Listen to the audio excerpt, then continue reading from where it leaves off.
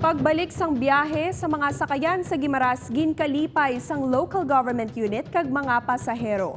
Bago nga sistema nga ginapatuman sa pagbalik sang biyahe sang mga sakayan, ginaabi-abi sang lokal nga pamunuan. Nakatutok, Ashley Liza. Malaba ang linya sa Buena Vista Wharf kaina sang aga kasunod sa paglift sang suspension sang biyahe sa mga sakayan gikan kag pakadto sa probinsya sang Guimaras. Dinumero ang pagpasaka sa mga pasahero kag may ginpahamtang man nga priority lane sa mga senior citizen, PWD kag mga nagabusong. Matapos ang masobra isa ka semana nga suspensyon sang biyahe, ginkalipay sa mga Guimarasnon ang liwat nga pagbiyahe sa mga sakayan. Naging possible ini subong adlaw for Guimarães.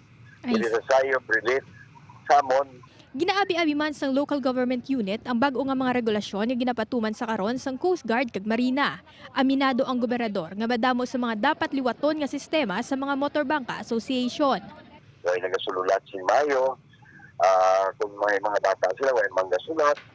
Ang aton nga mga crew, naging complacent tanan bangod nga way gina-expectar nga magkalatabo ini. Luyag sa karon sa probinsya nga masapol ang nagkalain-lain nga ahensya kag asosasyon agud maistoryahan kung paano mas mapaayo ang sistema sa mga pantalan. Yung mga kondisyones sa subong mo, ano po rin madamo pag nga nakita ang mga kumuluyo naton, subong man ang aton crew, kag ang marina.